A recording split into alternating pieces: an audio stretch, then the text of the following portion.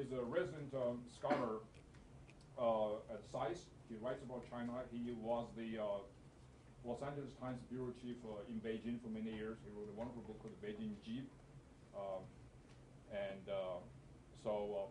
And also has written several other books on China. And also one of the very popular book is about the current Bush administration and the key players. It's called The Rise of the Balkans. Jim Man is a friend and a very well-known China scholar. He has written a lot about China from a very unique perspective. Often determines the turn of the discourse on China. So without further ado, and I'm going to introduce Mr. Jim Man. He's talking about will capitalism bring democracy to China and any other China-related issues that you might have. And he'll give for about 25 to 30 minutes talk, and followed by Q&A. Jim. Thank you.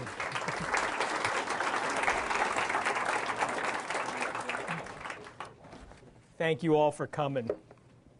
I'm going to discuss today the ideas that I explored in a book I wrote last year called The China Fantasy. And the China Fantasy is, as the title of the lecture suggests, the idea that trade, investment, and capitalism are going to lead to democracy in China. That China is inevitably or destined to undergo some kind of political liberalization that will bring an end to the current one-party state and to the repression of dissent and organized political opposition. And since I'm speaking here, I want to caution that the book really is not about pure security issues as such. In fact, what I try to say is it's really independent of the question of, quote, a China threat. In fact, I conclude that, that's a whole separate issue, but let's just put aside and assume that at the present moment, China's not a threat. That's not what I'm talking about here. And one other caveat, I'm really talking, my perspective and what I'm really trying to understand, it's not so much China itself, but American attitudes and assumptions towards China as they are now, and really as they've evolved over the past quarter century. I mean, I lived in China as a newspaper correspondent a good while ago. I'm not make no pretenses to being in touch with the day-to-day situation in China now. I'm the wrong person to ask on that, but I don't think there's any dispute about the fundamental political facts that I'm talking about, really, that there is, at the moment, a severe repression of any organized political opposition to the ruling Communist Party. And that was brought home to all of us, I think, a few weeks ago in the Olympics.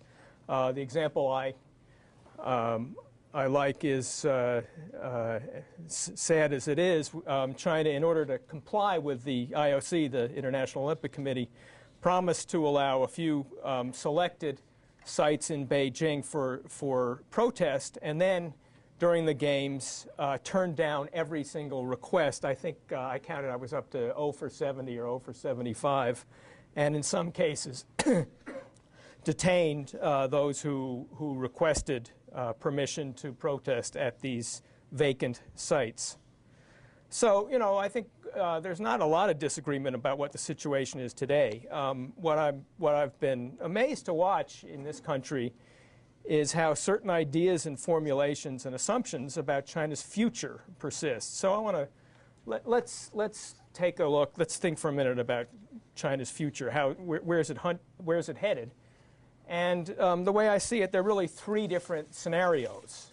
The first, the one I'm going to focus on the most, is I call the soothing scenario, that the current political system is going to inevitably change, open up into a more open political system. And that's, I would call the governing assumption of public political discourse on China. This is not, it's not a partisan issue at all. I mean, you have Bill Clinton saying that political change is coming to China just as inevitably the Berlin Wall fell, and current President Bush saying we trade freely with China and time is on our side.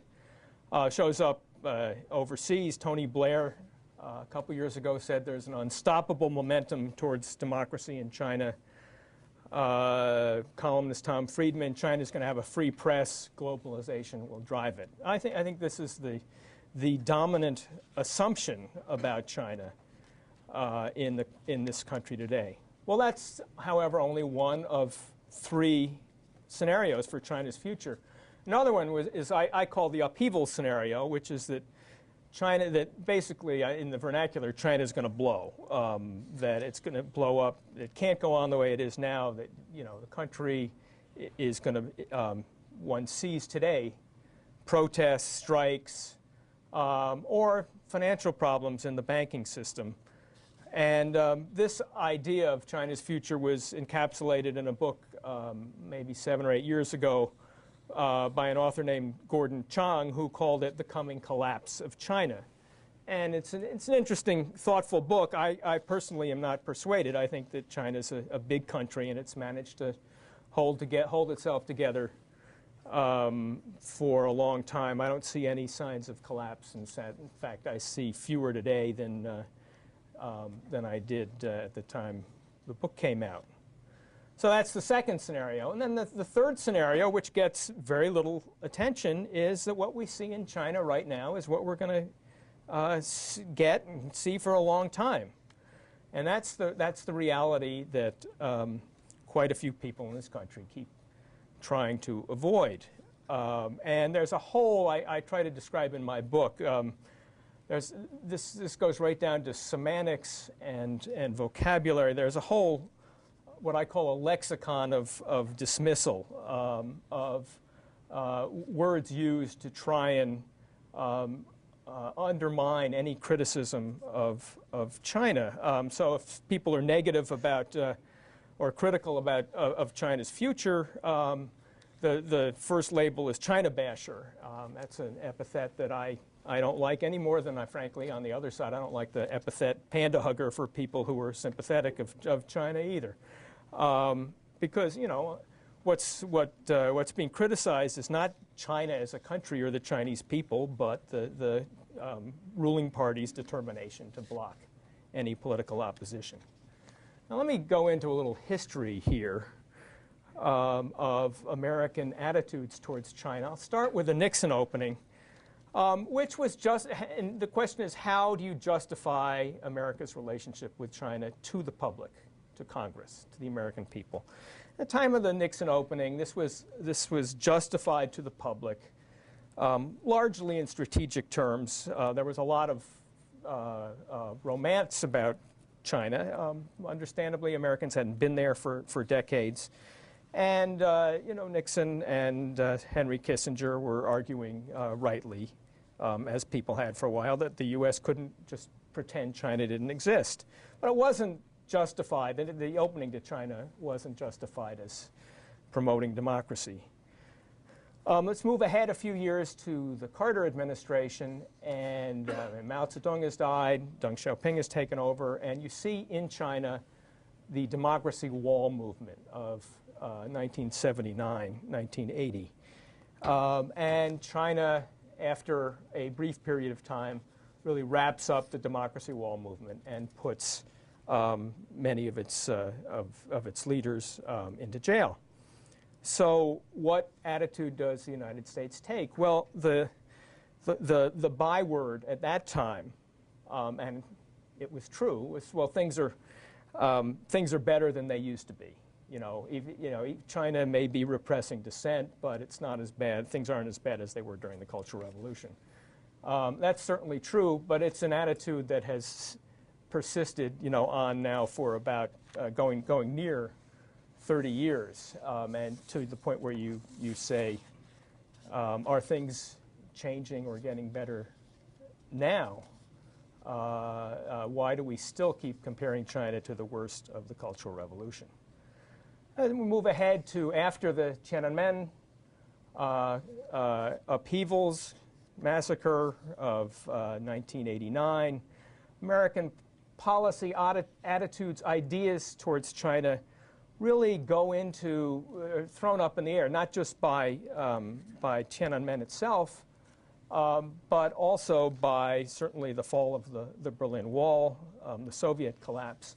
And the first Bush administration really kind of, it proceeds with maintaining an American relationship with China, but really doesn't quite come up with a rationale for it. There was one odd moment. George Bush Sr. at a press conference started suggesting we need China as a counterweight against the rising power of Japan. That was quickly, that was quickly dropped. And really there was no governing idea about American policy towards China. And then you get in 1992 the Clinton campaign. Everybody seems to remember now Clinton's lines about the Bush administration coddling dictators from Baghdad to Beijing.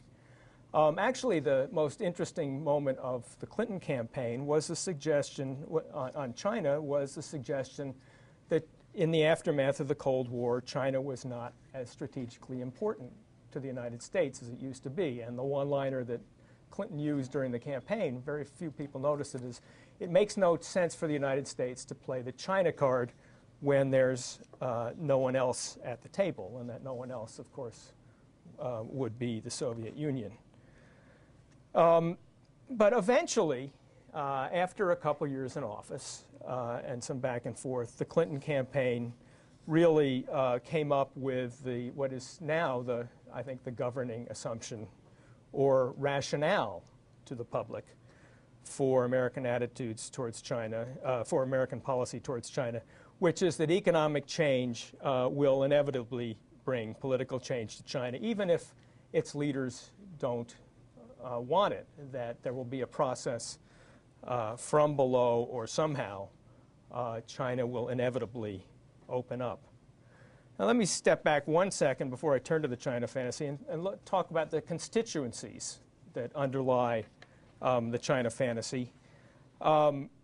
Because holding out the idea that to the American public that China is about to change has over time served changing interests in Washington and in American society. So in the 1970s and 1980s, the idea benefited really national security thinking, because at the time, as I said, the United States was seeking close cooperation with China against the Soviet Union, so that the Soviet Union would have to worry about both America and China at once.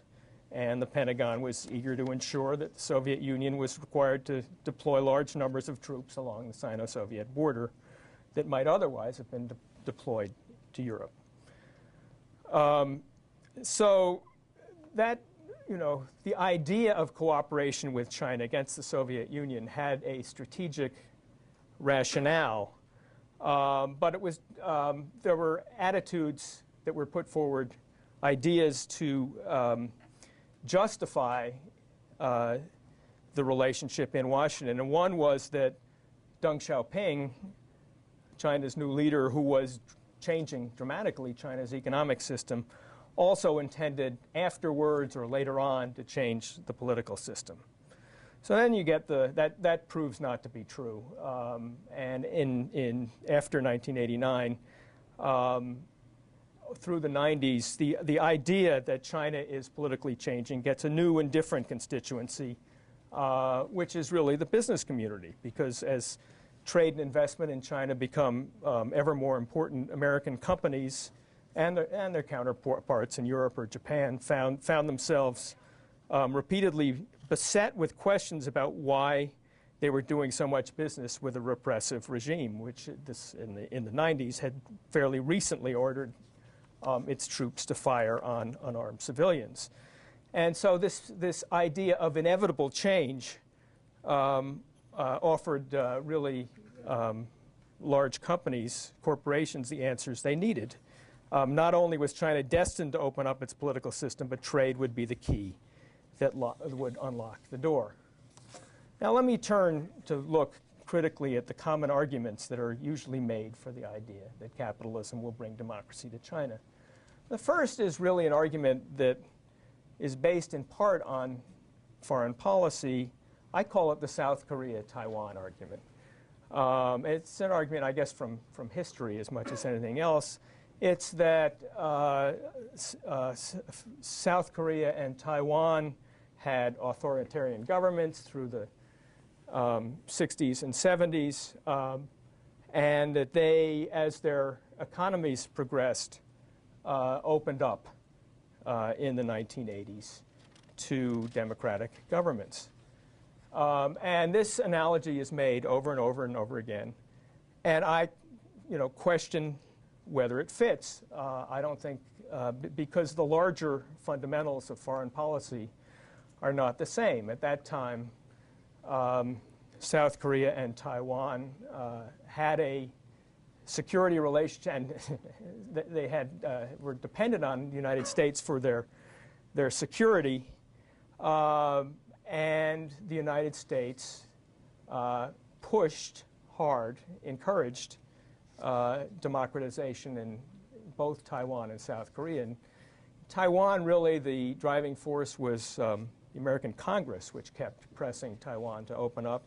South Korea, it's not, and that was over the course of a decade. In South Korea, you can put a date on it. I mean, there's a specific point with demonstrators in the streets in 1987 when the Reagan administration sends two emissaries to Seoul and really insists that Chun Doo-hwan, who was then the dictator of South Korea, open up for elections.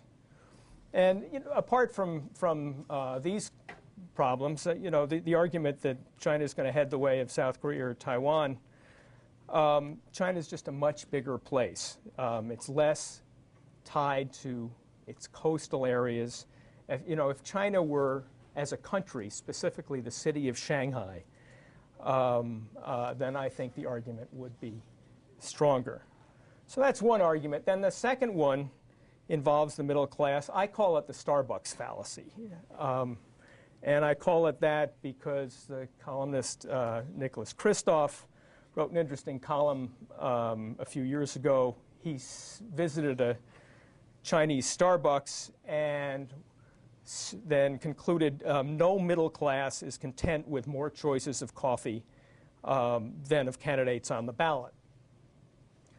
And again, that's an interesting idea, but to me, it just doesn't follow. The notion that China's middle class is going to turn to or push for democracy does not seem to be bearing out.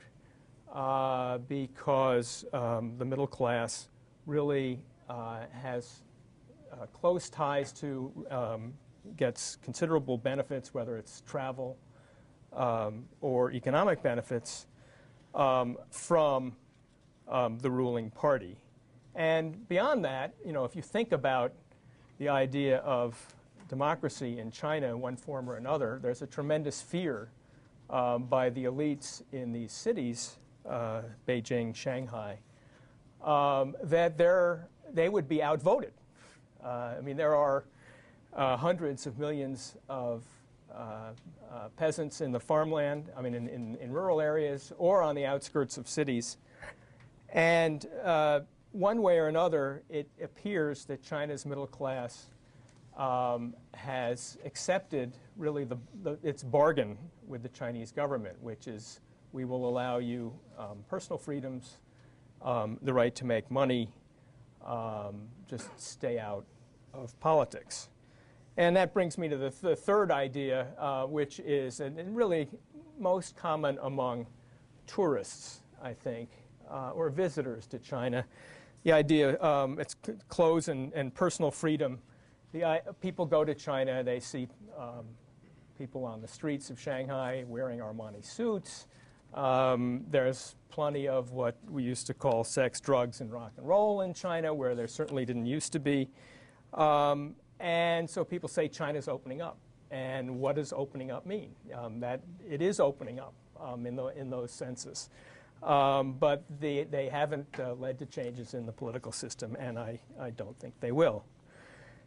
And then there's the argument that people in China are pretty happy the way things are. I think this probably applies to the middle class in cities. There have been a couple of American pollsters who have found, when they ask in China, that people seem fairly content. And apart from the problems of polling, I was asked a while ago about to take a look at the questions that were being asked in an American poll of China, and there were a bunch of good questions. There was one or two that confused personal freedom and political freedom. The pollster said, well, what haven't I asked? And I said, well, you haven't asked people whether the ruling party, the Chinese Communist Party, should be the sole legal authority in China. And the pollster said, of course I can't ask that. And of course I agree. I mean, that's, but in a way, I think the Chinese Communist Party does its own polling, or certainly keeps track of public opinion better than outside pollsters. And if it really thought that the people of China strongly supported the ruling party, I think it would find some way to have elections, to show it, to prove it. It's an unsupported claim. I think one scenario thrown out for China's future is that the Chinese Communist Party would behave or go down the route of Japan and have a ruling party that wins elections regularly. But one way or another, the idea that that people in China are happy with the government contradicts the idea that China is headed for democracy. Because if people are content, then within limits they won't press for change. Let me step back and say, why should we care? What difference does it make whether China is democratic or not? And I would say, the first reason I lived in China, I care for the people of China themselves. It's not for me to say, but it would be certainly nice for 1.3 billion, 1.4 billion people to have some voice or say in how they're governed. One of the cliches that you see when you live in China is that people in China don't care about politics, and I think that's kind of a stereotype that's proven false at the rare times when Chinese people have had the right or ability to speak out. The second reason we should care is for political stability. China did, I will say, manage a fairly smooth succession of leadership a few years ago, but it was the first one. And there's no guarantee of political stability in the future. And then the third reason we should care is a foreign policy one, which is that China has been providing in one way or another support for rulers like Robert Mugabe a few years ago, or for the junta in Burma. So, that's a third reason. The last one, I think, is a matter of just being straightforward with the American people, because I think Americans have been told at every key juncture over the last 30 years that China was, our policies were going to lead to political change in China. So it would be, it would be a coherent point of view to say there's nothing we can do. The Chinese system's going to stay the same. It's going to continue to repress opposition for decades. But we should go ahead anyway. That's not, and it is true that I think China is not going to change. But that's not the argument that our leaders have made about China over the past few decades, because I think if they're afraid that if they say that, they will lose public support or congressional approval. And so the bottom line is that our policy has been explained and justified on the basis of the false assumption that capitalism is going to lead to democracy in China. Thank you very much. I'd be delighted to take your questions.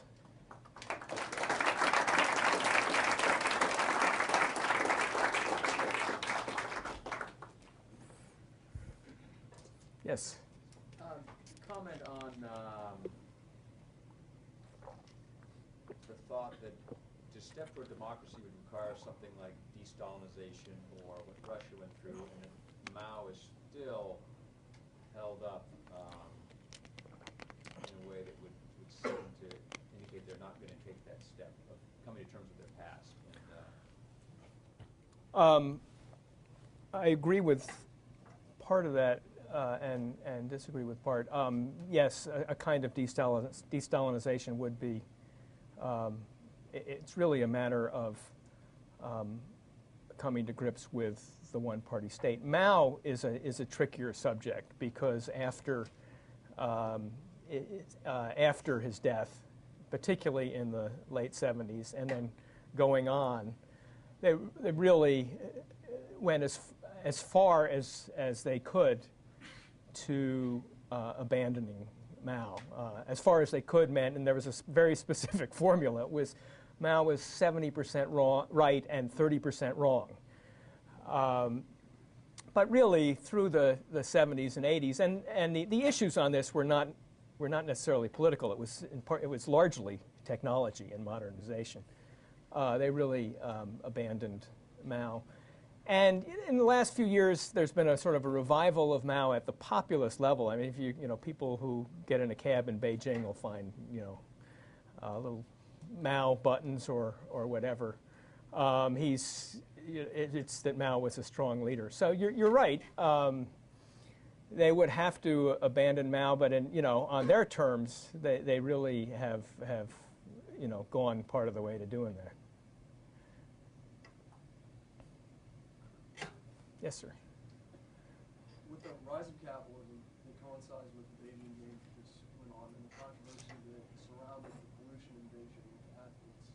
Do you think the Olympic Games will prove to be a turning point in China investment on foreign oil to alternative energy sources that will give them, that would maybe end up in a Kyoto agreement that the U.S. would sign, or that they would stick with this quick economic returns of foreign investment oil that would enable them to push their power politically, that would not allow democracy to happen, or not allow U.S. influence to have democracy happen in China? I would separate out the Olympic Games. I don't think the Olympic Games will prove to be a long-term influence on China's specific policies like energy. And I would say that so far, what we've seen is China has maintained a fairly old and traditional view of the importance of energy. I don't see them moving towards signing the Kyoto Accords or radically changing their energy policy. Sure. I wonder, what do you make of events after the earthquakes this summer? Reading some of the coverage, I think there was surprise that some of the senior leadership was so responsive to complaints about the collapsing schools and these sorts of things. And have you changed your analysis after seeing the earthquakes and the response this summer? A little bit. There are a couple of aspects to that. One is the relationship between the central government and the provinces. So this was the latest and in some ways the most dramatic example that sometimes the central government maintains a distance from the provinces and is happy to say that provincial officials are not performing. For a brief period of time, I think it was about 10 days to 2 weeks, China, the press was allowed full scope to cover the issues, and there were some independent, some civil groups that were allowed to come in and provide help. And that was itself quite interesting, but it was quickly then closed down. So you get the subsequent issue of building school construction, faulty construction that produced some of the deaths in the earthquake. And now that's that's no longer a permitted subject in China. So there was I mean, this was really an incredible natural disaster. It was a special time in which they did allow the press to report without guidance, and then that quickly there was at the time there was some speculation that really you couldn't undo this, and they quickly did. Sir. Sir, what do you think are the implications of global competition between China and the U.S. for raw materials and other resources worldwide? Certainly, we see it the most with respect to oil. China's energy policy. China actually, when I lived in China, it was actually exporting oil. It now needs more and more.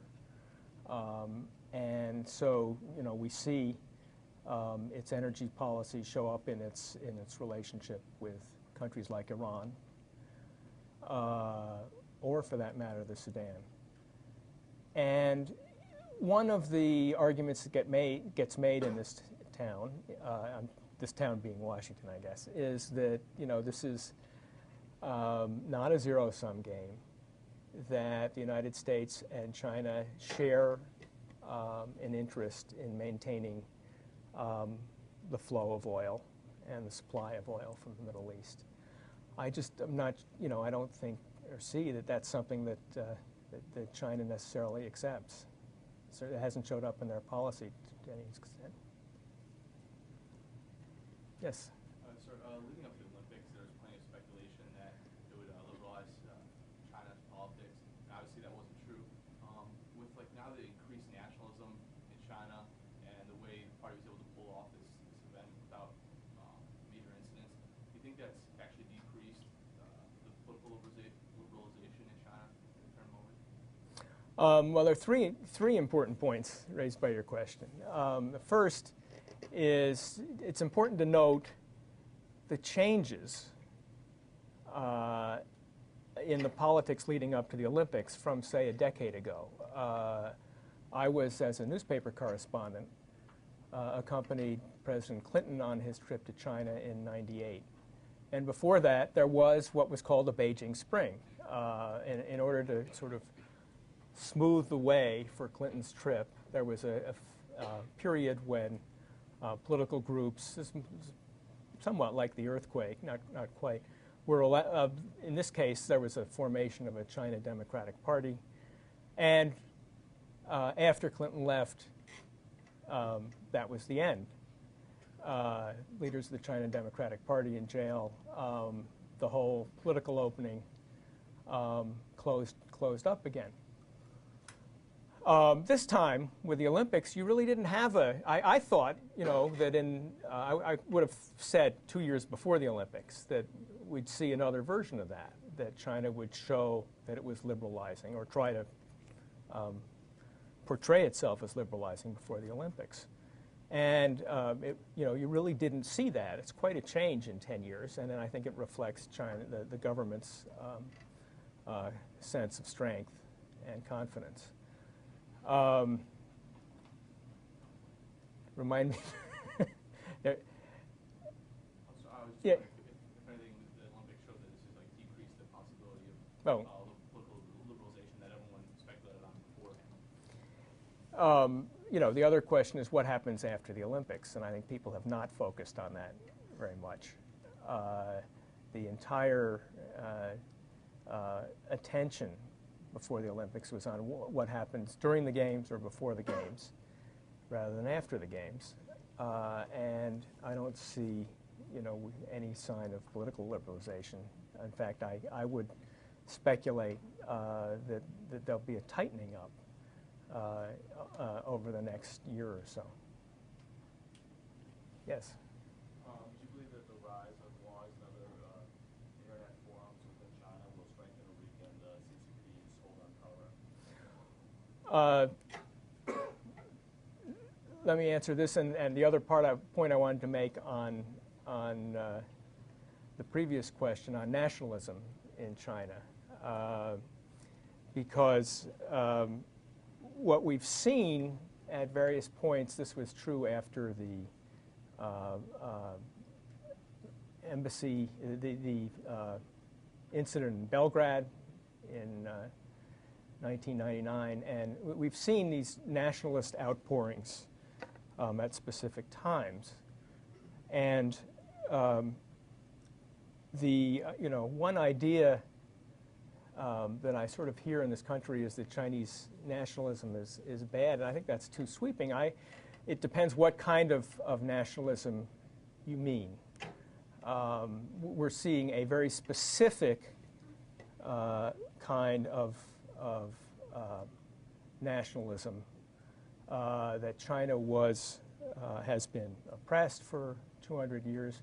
What's interesting about that is people assume that that's a constant. People assume that for, in an unending way, that China has tremendous resentments against the West, Europe, the outside world. It's true some of the time. I was in China in the 1980s. There's a statue of one of the Chinese heroes of the Opium War. This is most arguments about nationalism tend to go back to the Opium War. And it was moved further out. It was from the heart of Guangzhou way out to the suburbs, because really the dominant idea of nationalism in China in the 80s was one linked to opening up. And so, there's positive and negative nationalisms. Now, on the internet, you get, first of all, some of this outpouring of nationalism. That, in some ways, that serves the purposes of the ruling party. It is closely controlled. There are, and people found, even foreign correspondents or sports writers found during the Olympics, there were websites that you couldn't get access to. And so this is an argument put forward and sometimes by internet companies or American high-tech companies that the internet is going to change China. It is opening up the way for a bit of political discourse, but within careful limits. You can now, the importance of the internet is that you can get information from the outside. That really is a fundamental difference. I mean, you go back 30 or 40 years ago, there were people in China in the 60s who actually, visitors would find that people thought that Albania, which was then Mao Zedong's ally, was one of the biggest countries in the world. You don't have that now. You get people who can find out that there is a Green Party in Germany. They just can't organize a Green Party. That you can find out on the internet. You just can't write that there will be a meeting next Thursday of the local neighborhood organization of the Green Party. Yes? Well, if most people, as you said earlier, or at least it seems like most people are content with how their government's running, what's the government's aversion to opening up a little bit? Because if they're confident, or it seems like there's a certain confidence that people are okay with things, I mean, is it just preventing? I mean, it seems like it's preventing something that doesn't really exist. Yeah, that's the tension inherent. I think I probably didn't make myself clear. There are polls that I find of limited usefulness that people are content, but the government remains deeply insecure about public support. And so, what you say is right. If they were really, really confident that they had public support, they would open up more. But they lack that confidence. Yes? If the change is coming, then what do you think is the tipping point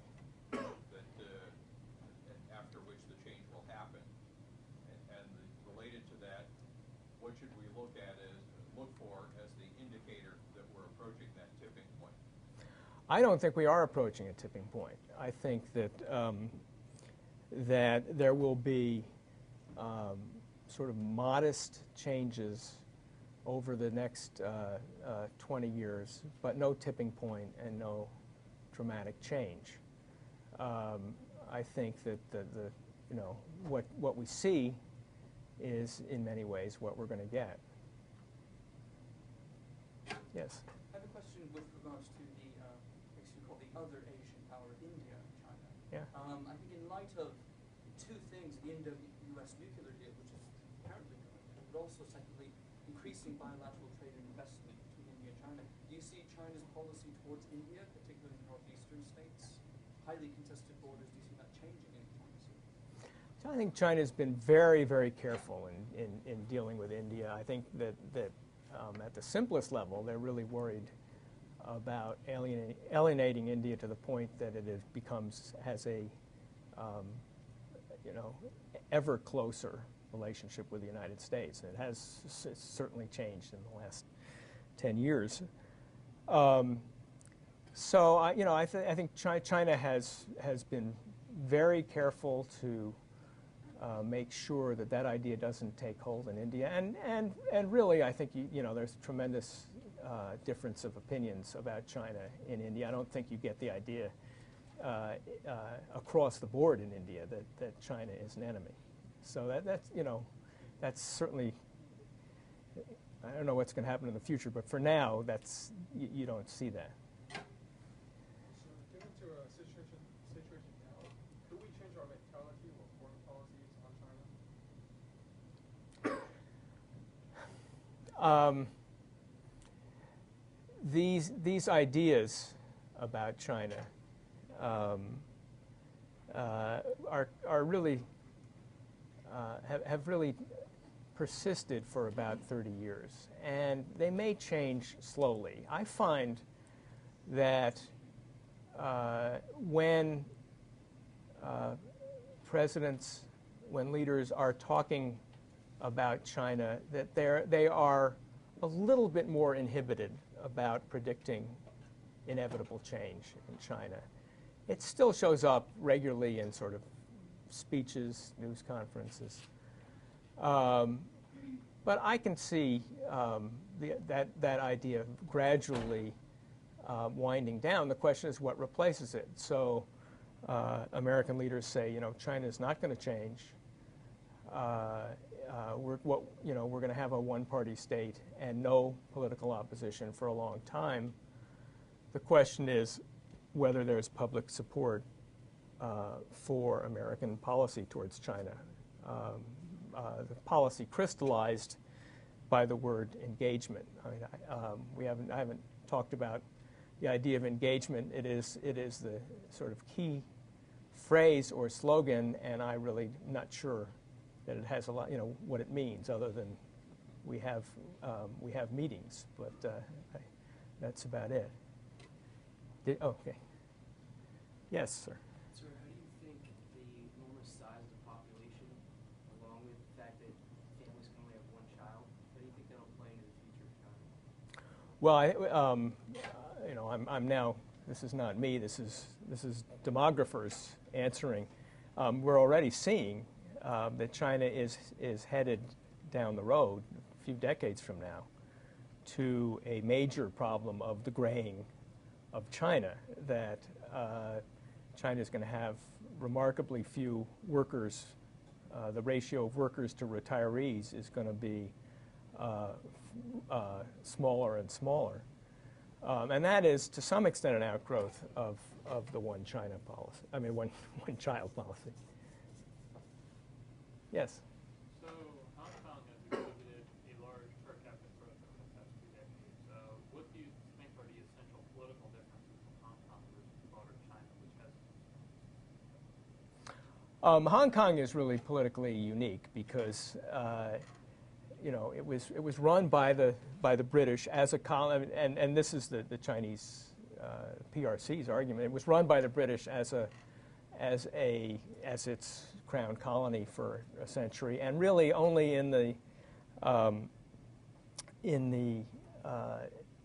80s and beginning of the 90s did the British begin to allow any really development of democracy or representative government there.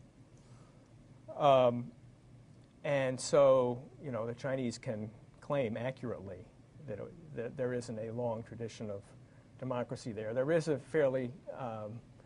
tradition of a vibrant press, and I think that has been reined in.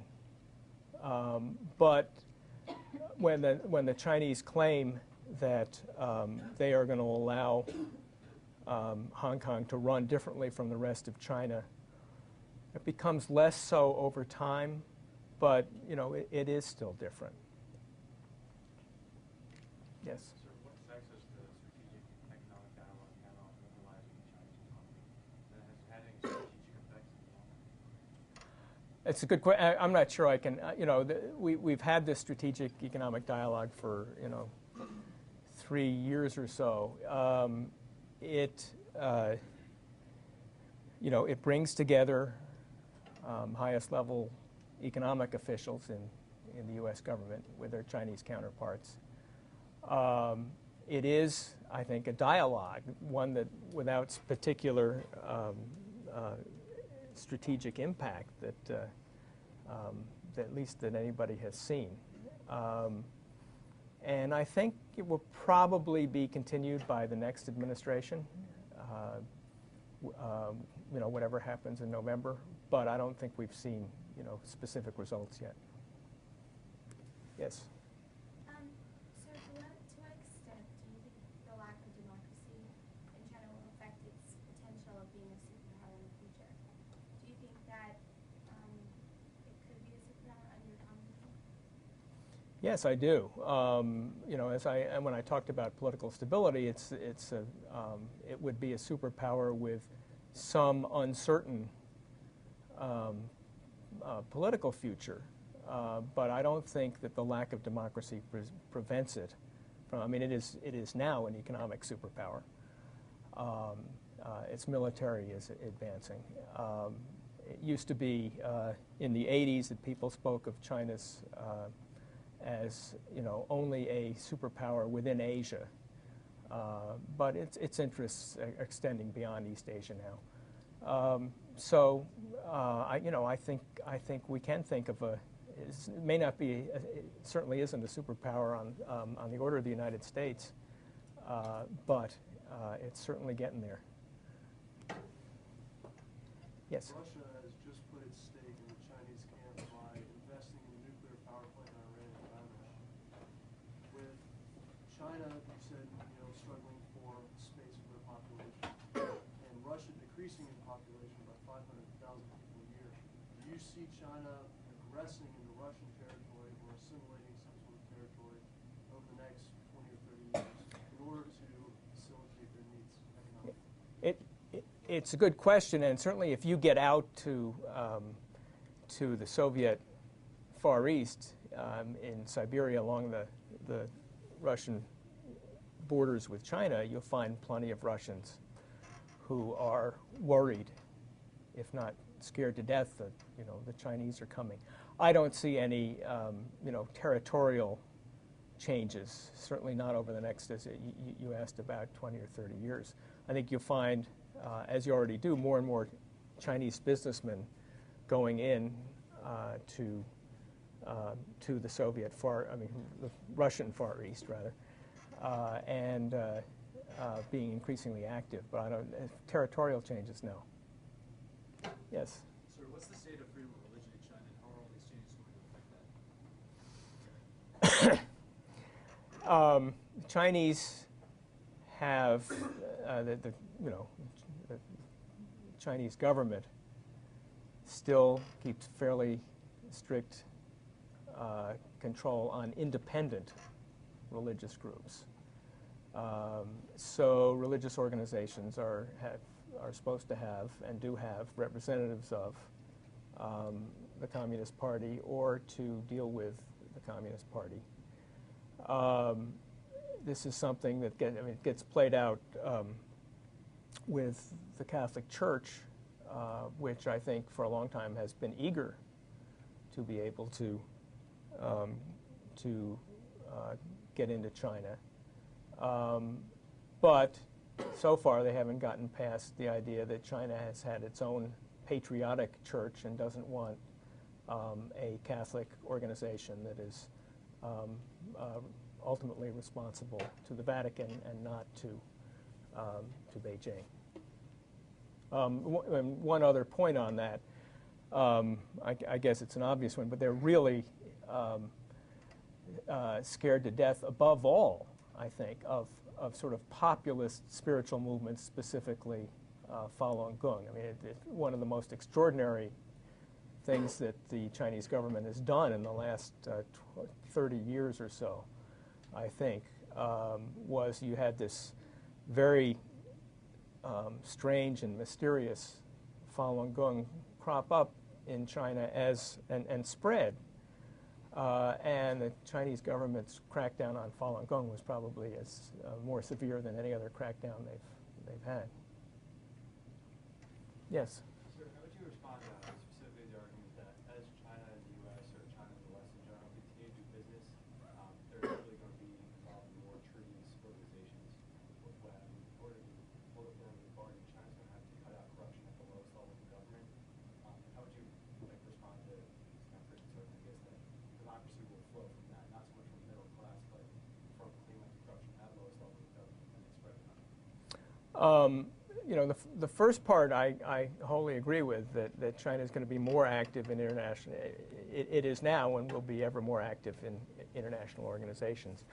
On local corruption, however, I don't think we're seeing changes for the better. And I think, you know, one of the government problems in China is that you get the national government declaiming against corruption, but unable to do much at the local level, or unwilling to do much.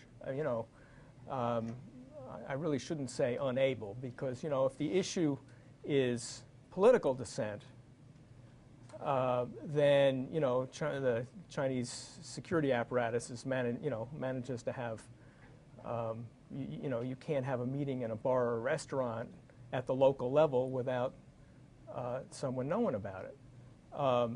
You know, when it comes to, you know, food safety, product safety issues at the local level, the government says it doesn't have the power to do anything, and right now it might not. The question is what kind of resources it would take to impose its policies on the local level, and they haven't been willing to do that. I have trouble seeing how that, you know, if there were a large reduction in corruption, I'm not sure how that would necessarily lead to democracy. The one connection I see is this. One of the arguments that gets made for allowing a wider latitude for the press in China is that it will supervise corruption at the local level. That's an argument that gets made, and it gets made by reformers in China, I think. It hasn't taken hold, but I could see the press being allowed to write more and more about local corruption without necessarily touching on the question of the one-party state. Yes, sir. Are you concerned with the lack of attention China is getting in the presidential campaign? You know, I think it's quite odd. The question was on the lack of attention China gets in the presidential campaign. One of the common assumptions, and that I've had as well, is that China comes up in nearly every campaign, that candidates take strong positions and they come into office and they change their minds. And the basis for that is, what gave rise to that is the 1980 election, where Ronald Reagan made Taiwan a political issue, the 1992 election, where Clinton criticized the first Bush administration. And so people come to think that in every election, people are going to take China as an issue. I've been amazed at how little has been said about China now. It's not nothing. Before the Pennsylvania primary, Hillary Clinton showed up in Pittsburgh in front of, I think, a steelworkers audience and gave a speech about American economic policies towards China. She even verged over to security policies. And John Edwards before him, but really the candidates on both sides have been careful. I thought the proof that people wanted to stay away from China as a political issue came during the Democratic primaries, when the issue really was loss of jobs overseas. And people talked about China sometimes, but they settled on NAFTA. That became the issue. And I thought NAFTA, because, if you're talking about the legitimate question one way or another of the loss of jobs, China is vastly more significant. But I thought that the whole debate about NAFTA in the Democratic primary was, in a way, a stand-in for China, because the candidates really were nervous about talking about China. Yes? I'm curious, you're taking a position that China's kind of going to stay the same. It's not really going to become a democracy. But they are growing economically and militarily. What do you think that means for kind of the U.S., China, Japan triangle militarily in that area? Do you think the fact that we're growing stronger economic ties with China and we have our security agreement with Japan, it'll bring more peace or more stability to the area? Or do you think it could create a conflict where the U.S. can have to decide between China? I don't think the United States is going to have to decide. China really has, in some ways, changed its policy towards Japan. I think that the Chinese vision for Japan in security terms now is that Japan will be nervous or intimidated about China and will avoid conflict with China. Really, the policy going back to the 70s or 80s was that China, without saying so, was supportive of the U.S.-Japan alliance as a matter of Cold War policy. They never quite said so. And you get a whole bunch of Japanese nationalism. That's a recurrent theme in China. But I think that the real policy is to avoid military conflict, but to have a Japan which just avoids conflict with China. Yes? I'm just curious, for the future of the Communist Party, is there any sentiment or any expectation of which direction the party's kind of going? Are the kind of up-and-coming people, basically where they are now, or is there kind of a wave of people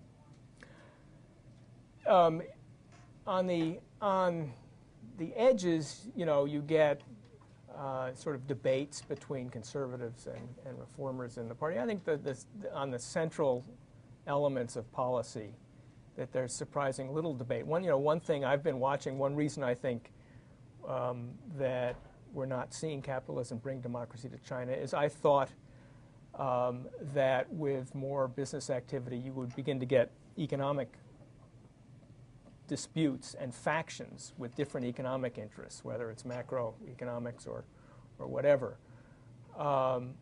Haven't seen that. The current, Hu Jintao, current leader, really very much a technocrat. There's specific elements of policy he pushes, but not a lot of bold ventures. And compared to and this is an unusual example, compared to the China before Tiananmen, in the 3 or 4, 5 years before Tiananmen, where there was intense intra-party rivalry. I think they took from Tiananmen the demonstrations, the idea that they better hold together. And also they took from the Soviet collapse the idea that they better make sure that there was no Mikhail Gorbachev within this Chinese leadership. And they spent a lot of time and effort, I think, making sure that that's the case. Yes?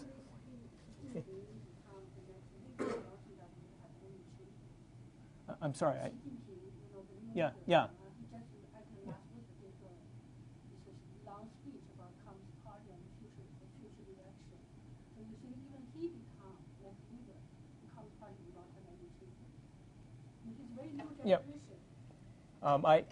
I haven't seen his speech, but did it suggest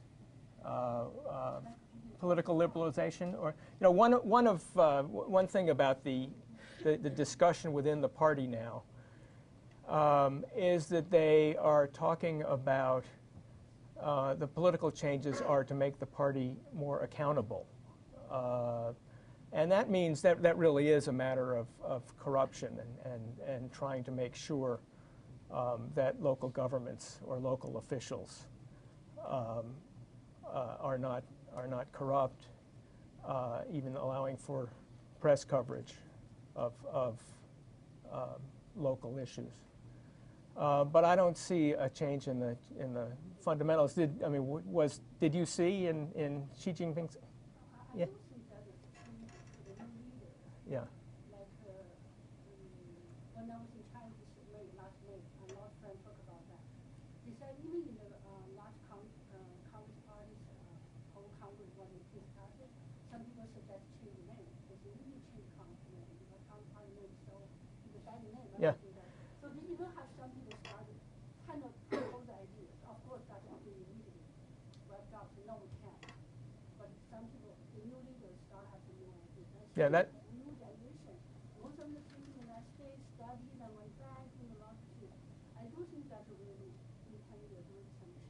Yeah. The idea of a new name makes sense to me. I mean, there was a point when Chinese government changed the Ministry of Propaganda to the Publicity Ministry not too long ago. And I've thought that at some point they may change the name to the Chinese Leadership Party or something like that. We have time for one okay. more question. I think yes. I just wonder if capitalism isn't going to bring democracy to China, are there some other variables that possibly could bring it? You mentioned Gorbachev, a leader like that might come up through the party and be a reformer, maybe even like an economic downturn that created some desire to reform, or even maybe U.S. pressure. Are there other variables besides capitalism that we should be looking for that could bring change? I'm doubtful there will be a Chinese Gorbachev. The one issue, and an economic downturn by itself, I don't think would produce change. I mean, large-scale environmental issues are one thing that has occurred to me. You do see some local, many of the local protests in Shanghai, for example. There's one about high-speed rail. And there are protests on environmental issues. How that becomes a nationwide movement, I'm not sure, but that's one thing I would watch. I think the issue of China, it's so intense, so incredibly big, and one of the things when we talk about how capitalism might change China, how democracy might change China, the more proper perspective from, in my view, is how a rising China with increasing self-confidence will change capitalism, change democracy as we know it. And you see that in some of the global forces, one of the epitome of capitalist forces urges, like the internet, for example. Internet is supposed to be a global force, a triumph, as Tom Friedman very optimistically, sometimes foolishly optimistically saying, the earth is flat. But with a powerful force like internet, when it goes to China, China has changed the internet. All the internet giants go to China, you have to change the rule. You have to subject to the self-censorship rule, so they all really change it. So, and China has its own version of democracy. You change the name. Xi Jinping got the idea of changing the party name actually from his first maiden visit to North Korea. Because North Korea is a communist state, but the party there is not called the Communist Party. It's called Labor Party. So what does it mean? Do you have a part, what kind of a name without the true nitty-gritty of the election and those sort of things? What I'm saying is China is going to be very, very important in your life, and I think Jim has given us a very wonderful talk. And of course, during the time restricted, we cannot explore a lot of the issues in great detail. But he has written 4 books on China, so you can all buy online, paperback edition. And we'll continue this dialogue. And on 26th of this month, we have another talk on China's military implications, particularly Chinese military Navy expansion, and what does it mean to the U.S. Navy. And watch the internet announcement. Thank you very much. Thank you.